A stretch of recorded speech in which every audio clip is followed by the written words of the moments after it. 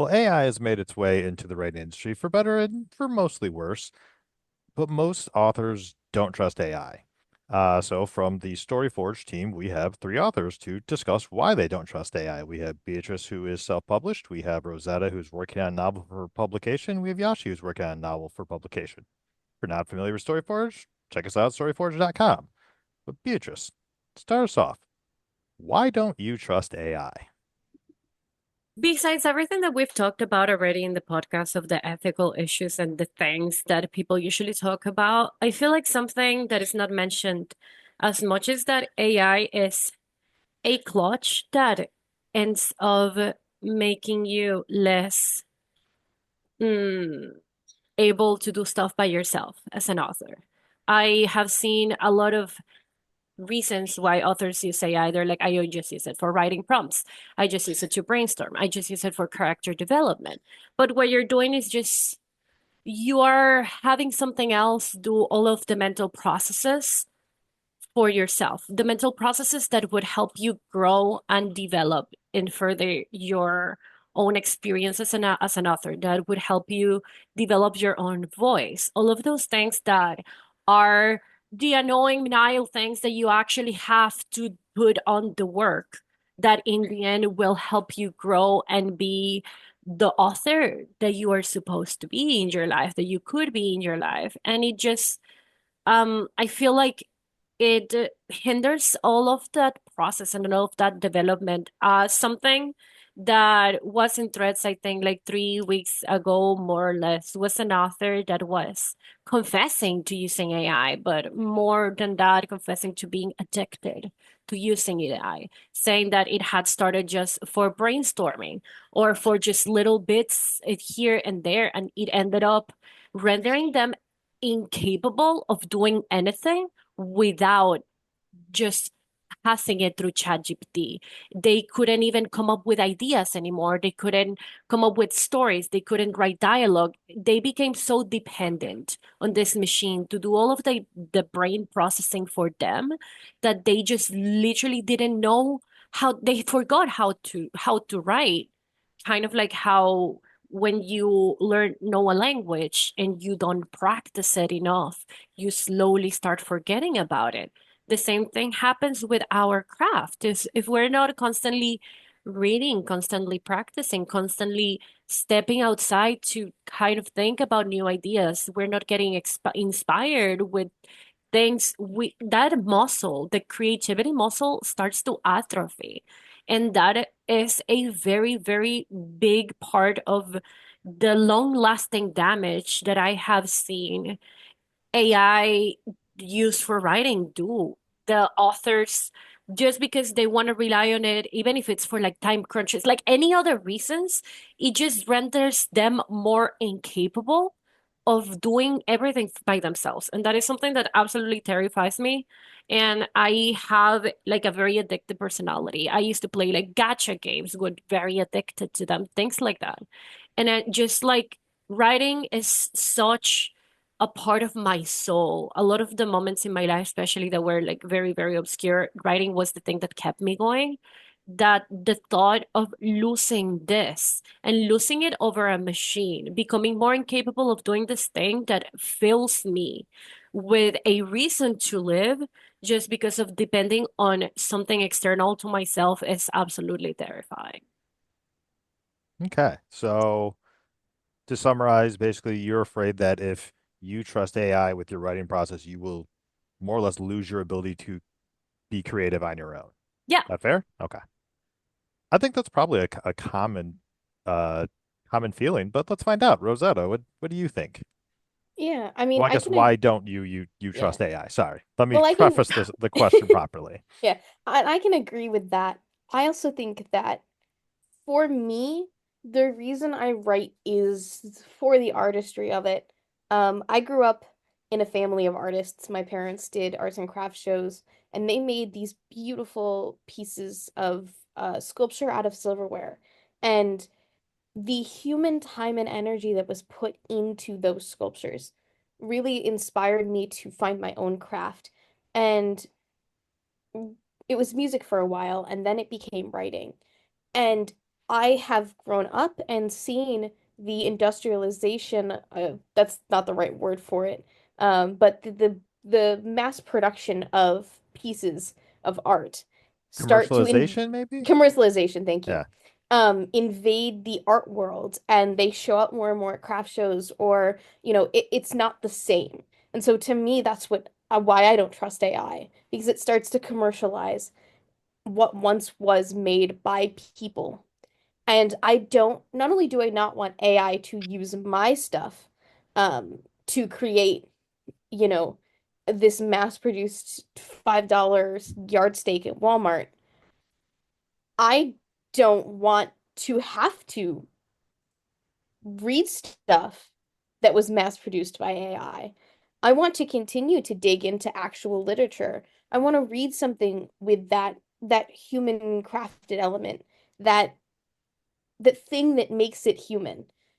Because I think that that's why a lot of people, if not all people, truly deep down inside enjoy art, is that it connects us to other people and the world around us.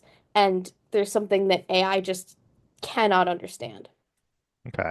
I feel obligated to try to summarize that in one sentence like I did for Beatrice, but basically, you don't trust it because you feel it loses the human connection when you use it. Yes. Okay. Yashi, now you have an interesting perspective on this because you actually work with AI. You have a master's degree in AI ethics. Why don't you trust AI? So on the technical end, I fully understand how AI is being trained and it's completely unlawful.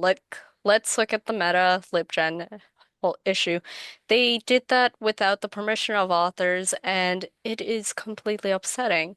So when I say I don't use AI, it's because I don't believe that I should be using something that's trained off of stolen content. It does lose the human touch because it starts becoming too similar to other authors. It starts sounding like someone else's voice as opposed to yours. And I did notice when I was studying AI, when I had to actually analyze how AI written stuff is worked with and what have you, I started feeling a lot more inadequate when it came to my own writing, to the point where I actually had to fix that problem by reverting back to using a typewriter to write. And it's it's so liberating when you're not connected to so much tech anymore. And it's just kind of like, oh, AI is great. It does have some great features like spell checker. It's more advanced. However, I did notice like decreased performance.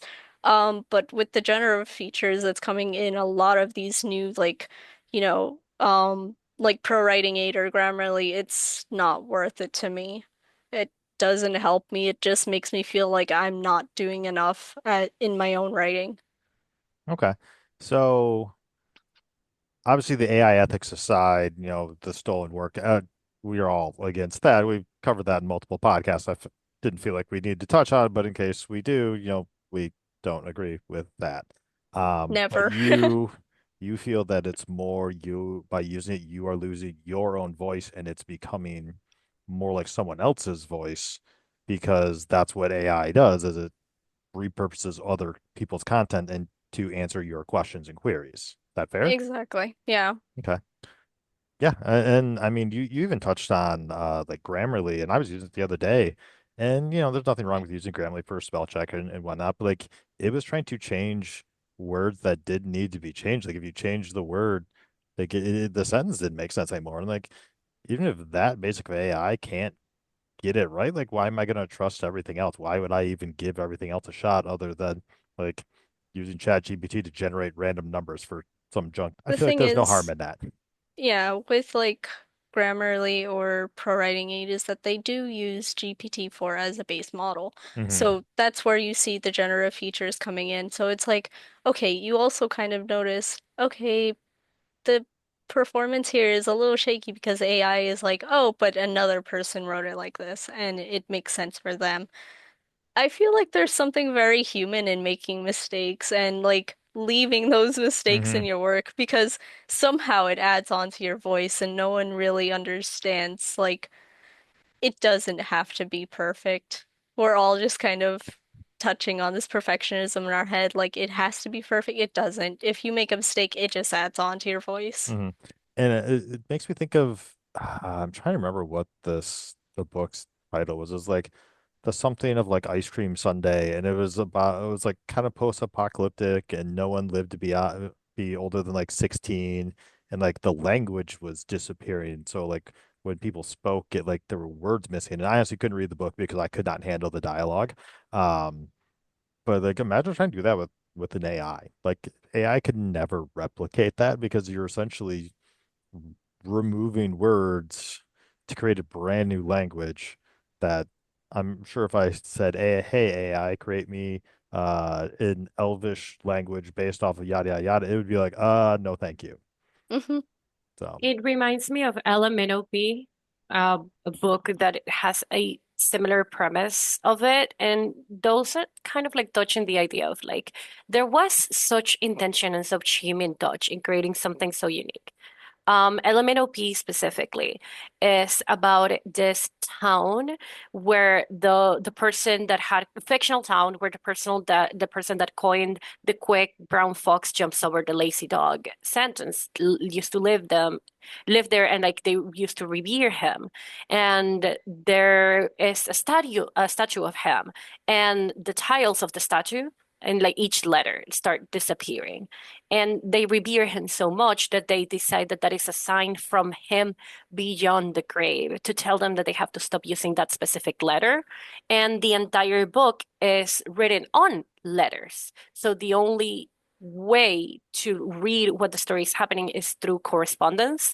So the author does a very good job at avoiding the use of words that contain the letters very, very consciously. And at first, you don't realize, which is how you get so much within like everyone's shoes. You don't realize, wow, I've been reading 10 pages and I didn't see a single letter Z. I didn't see a single letter T because the words didn't contain them. It wasn't a placeholder. It was something that was very thought of. And you can sense the care and the dedication that the person behind that book put into bringing that to light. Another example could be one of my favorite books ever, House of Leaves, which plays very, very strongly with three timelines at the same time, and the formatting in the book, and even one of the stories is just set entirely from the footnotes of the book.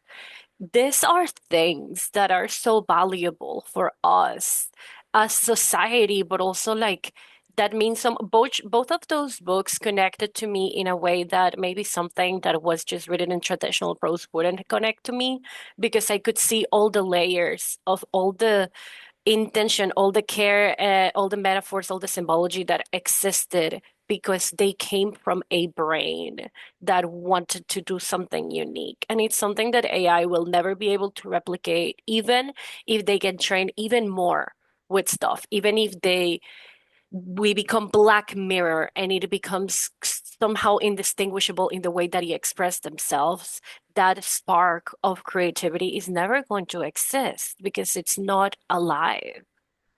hmm. Want to add too, there's something more that AI can't do, which is dialects. And dialects are a huge, very important part of a lot of languages. And so there are a lot of books that I read in which the prose is written with slang words that are current to tell you what time period it is, or the character is African American, so they speak African American English. And so those are things that just writing what seems like proper English isn't going to get you. And I think that's a huge part of a lot of stories is that they can resonate with their audience because they speak the language that their audience speaks, even if it's, a real language, and so I think that I can't trust AI to properly write those dialects. I wouldn't trust myself to write a dialect I don't speak. But it's really important that authors who speak that dialect can still write in that dialect Hmm. and not feel like they have to muffle it because it's not proper English, Yeah, you I'm know. certain if you Big air just quotes if there. you just set a story to write, it would just turn out in the most generic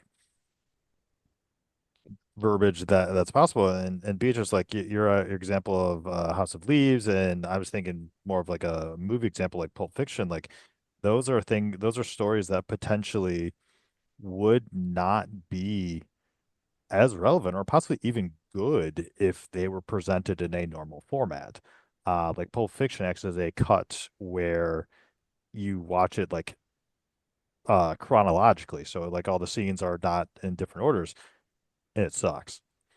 Like I love Pulp Fiction so it's it's a good movie because of the way it's structured and the suspense it brings. And House of Leaves, I haven't actually read it yet. It's on my to read list. It's literally on my nightstand.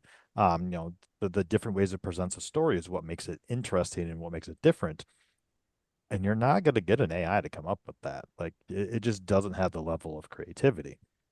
Oh, there's so much poetry that wouldn't work with AI Yeah. too. I'm thinking about House of Leaves, I'm thinking about poems that are shaped like a tree or the object that they're writing about, or poems that require a certain number of lines or have a certain undertone to them. Like we wrote cantrips for my poetry class last week, and that was really fun. But the AI isn't going to be able to write a cantrip on something that's not like a magic spell. Because the point of us writing cantrips was to discuss certain topics in a way that is different. So I wrote about my sex repulsion and a cantrip for that. And AI could never, Mm, because that's such a human experience. yeah.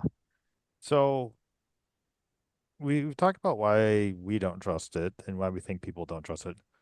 Why do people trust it? I mean, we had an entire episode dedicated to Casey Crown, who used it, got caught. You know, we're gonna have more episodes dedicated to all the stupid excuses people are using or coming up with for using AI. Why are people using it? I feel like relating to like on the opposite end of the coin, right, of what I said, it's something that people see that it's the easiest way to do stuff right now. And it really aligns more with the author inadequacy that Joshua was talking about, that I'll leave her to talk about that more because she can explain that way better.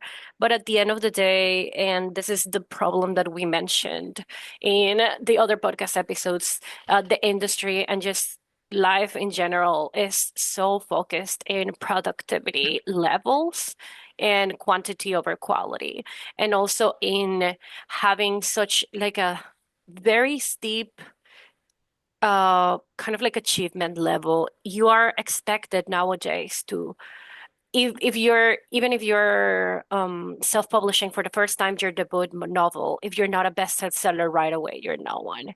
If you're not able to write a 90K word minimum for your first story, you're considered lesser. All of these things that like do require a considerable amount of time.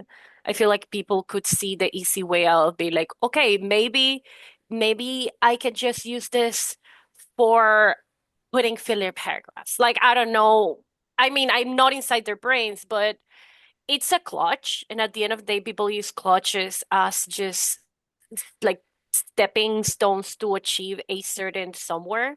And I don't think that a lot of the people that use it realize that those steps are so fragile that they're going to fall and then they're going to fall over a hole. And they just say like, this is immediate gratification, I'm going to get these answers immediately. uh People that say, oh, I just use it for research, and then they just ask questions to ChatGPT and they don't even realize that like it hallucinates stuff, and they don't fact check themselves, and then they do taxi camels in the I because Uh, because they don't care to do the research, because they are putting all of the trust in whatever is the easiest tool available, which is just at the moment AI. yeah, actually, without naming names, please explain the taxi camel. I was Well, or actually, told was this an AI thing that they came up with? Did they get this through AI research? I did so I didn't ask, but it didn't seem like it. It seems like it was very genuine that they had for were researching these things and that's what came up.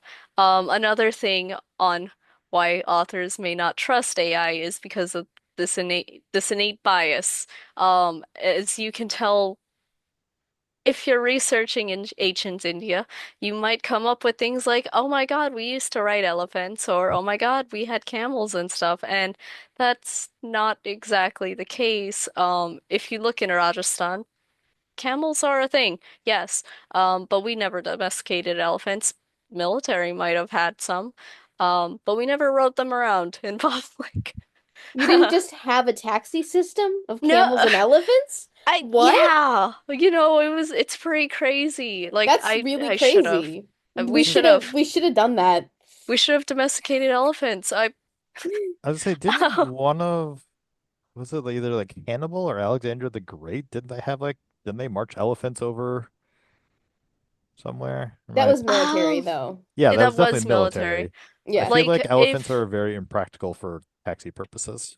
Yeah. if you read Ponniyin Selvan, that's one of my favorite Tamil book series. It's in English. I read it in English. I can't speak Tamil.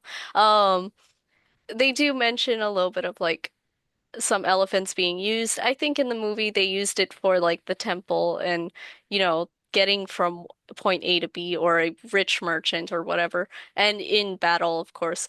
But that's as much as my knowledge goes. Like, I don't think we've used it for taxi services, even if the bazaar routes were like wider than the city or the streets of New York. I, which Yeah. anything could be, honestly. But Um, Yeah. but back to the main topic here. So why do we think people are willing to put so much trust in AI? Like people keep getting caught, they keep having to apologize for it, but we keep having people continue to try and utilize it to write books. Like why are people still willing to why are they still willing to take that chance?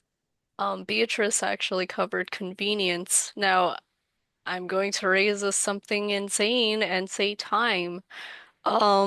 We are in an era where we're working a lot more without very little to gain, and no one has the time to do things that they like anymore. Hmm. And, I've experienced it firsthand when I was dealing with my peers that they are so swamped with work that when they wanted to be creative, they just couldn't push it out and they turned to ChatGPT. They put in their like ideas and their prompts and they have ChatGPT write it so they can go to sleep at night. Um, and to me, that is the most painful thing I've ever heard because I know I don't have time either.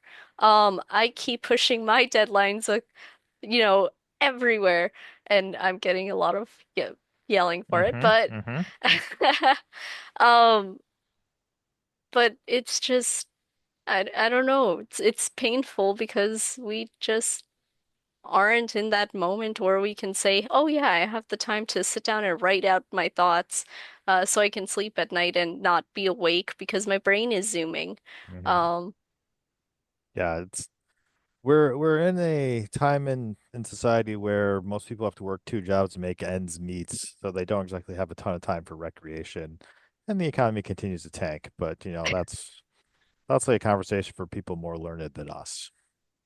Yeah. definitely. Any other thoughts on why people are so willing to trust AI? Is it It's FOMO also. yeah? I was gonna say because AI is pushed into everything.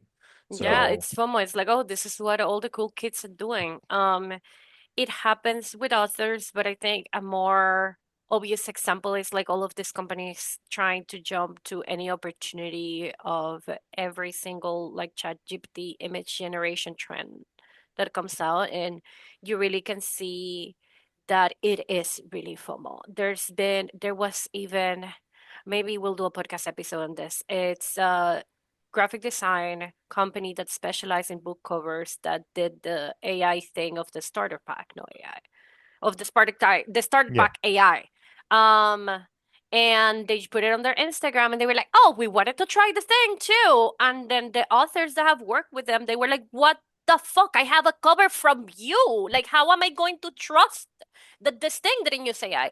And in their response, it was like, oh, it was just something we wanted to try. It's not like we would use it ever in our covers. And it's like, okay, but number one, you didn't even need it was an Instagram post. Like, what did you gain from it? It's just Hmm. you participating in a trend and then you're losing the trust. I saw an author saying, wow, I paid so much money for two covers of my trilogy. I haven't paid for my third cover yet. And I am considering having to pay a different artist to just redo the whole thing and not use these covers again because I don't want to be associated with these people.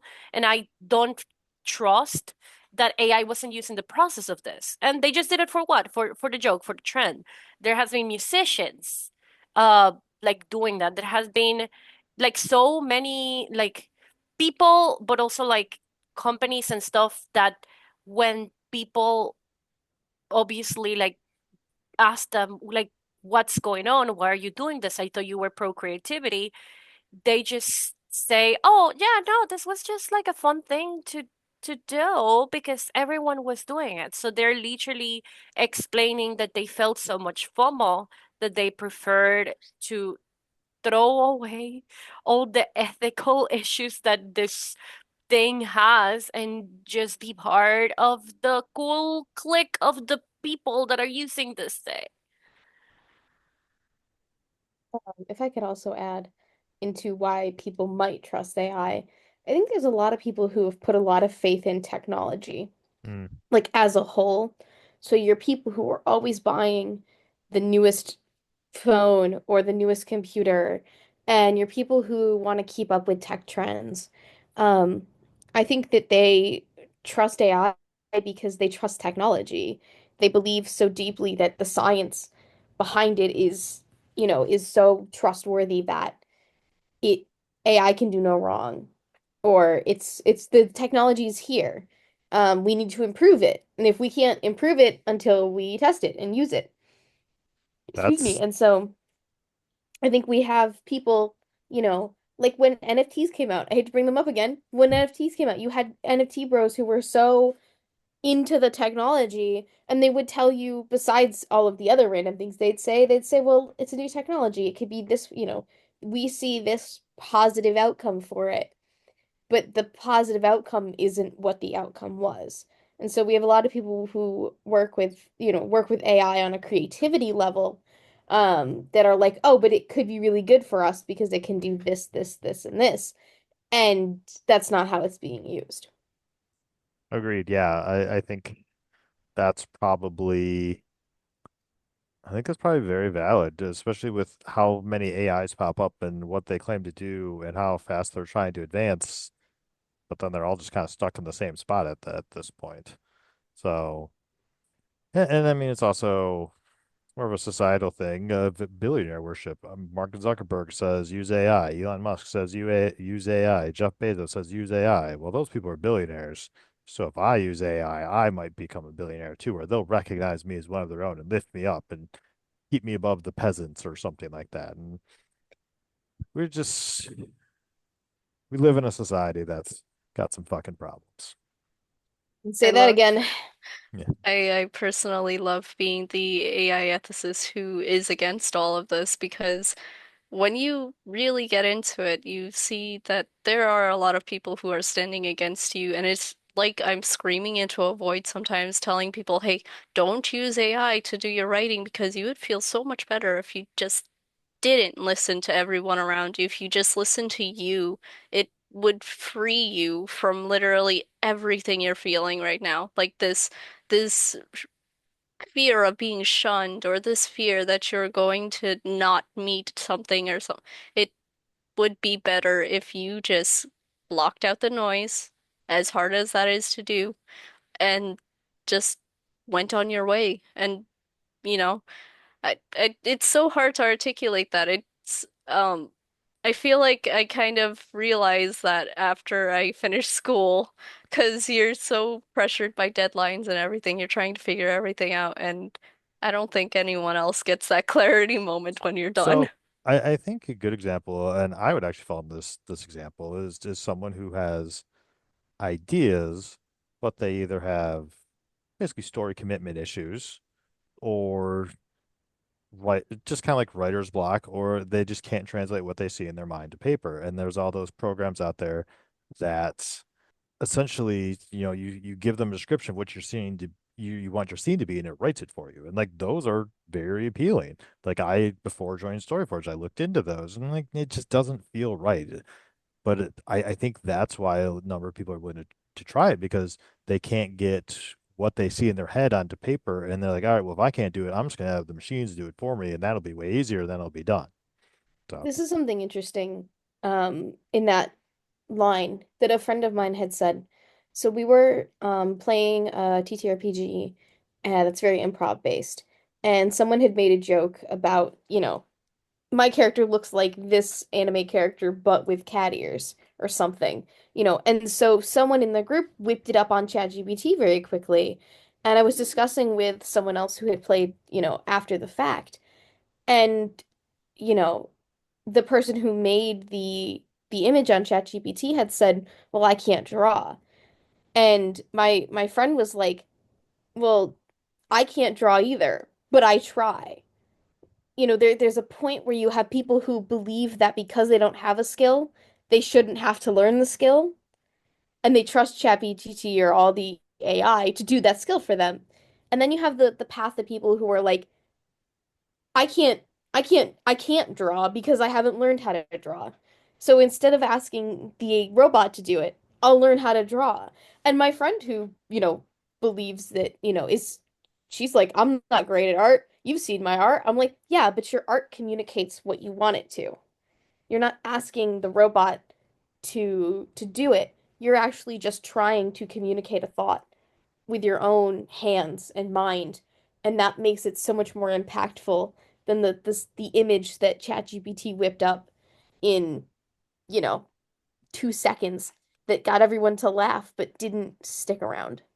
There yeah. is something that I feel like would be a good explanation of like how that would look like. When I was in school, I did something that is called analytical drawing. And a lot of that would be just like kind of like having to three-dimensional do everything that's around you, like the specific thing that's around you. And a lot of the people that were in school with me were trying to make their drawings extremely polished.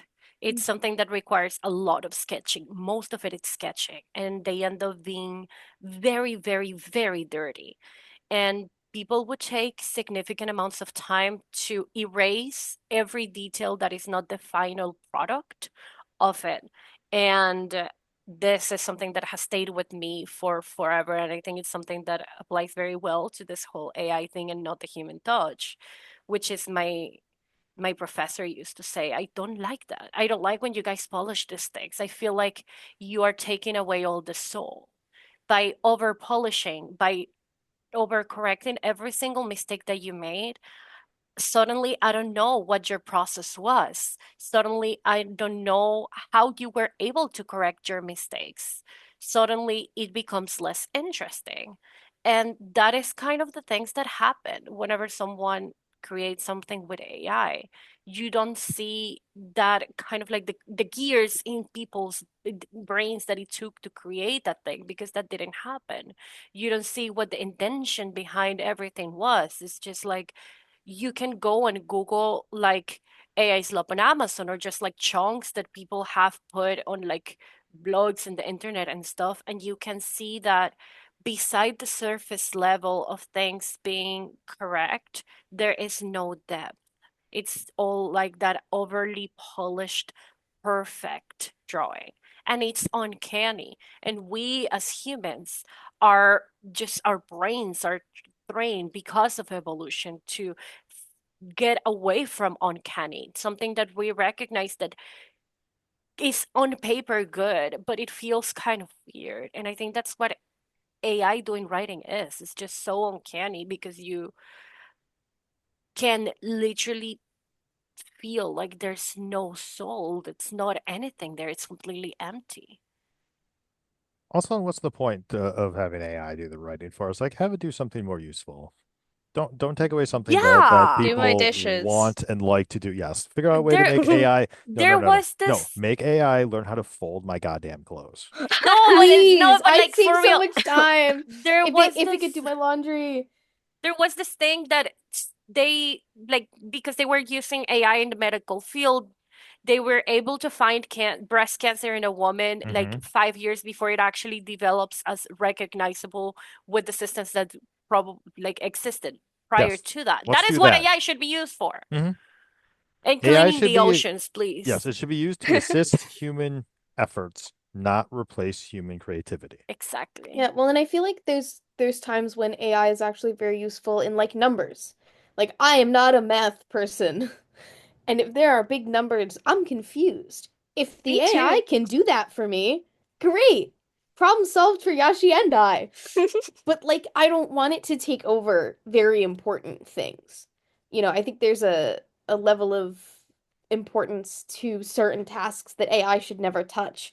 But please, if it could fold my laundry or clean my dishes or help me just do the basic life tasks, then I will have time to write. And I won't have to ask the AI to help me write because it's doing my dishes and my laundry and helping me sweep. You know? I think the one thing I said recently to someone who was asking about my field was that it's very unfortunate that AI has decided to come into our field because it was seen as the easiest target. Um, as opposed to going into the fields that it's most needed in. Like Beatrice brings up medicine. I could go on rants about how it's not ready for medicine yet and how I want it to be, you know? Um, but not the point. It sounds like people like me are dejected, but really we're not. We're even more fired up to get back into the field and just be like, hey, we need to fight against this, and we're going to teach you guys how to fight against it too. But Yashi, why would it need to go in medicine when we could have it read and summarize a Facebook post for us? You're right. You're I so mean, right. Of come on, course, let's Oh get my priority. God, I focused on forgot the how to actual. read. Let me just ask Let's the get robot. focused on that. Let's make sure it's doing the important things like reading our Facebook posts to us and generating us Instagram AI people and whatever the fuck Elon does with Grok. But on that note, if you feel similarly to us about AI, please check out StoryForge at storyforge.com. Link is down below. We're a writing platform powered by human creativity. So we hope to see you there at some point. And remember, publishers behaving badly. It's not you, it's them. Really is.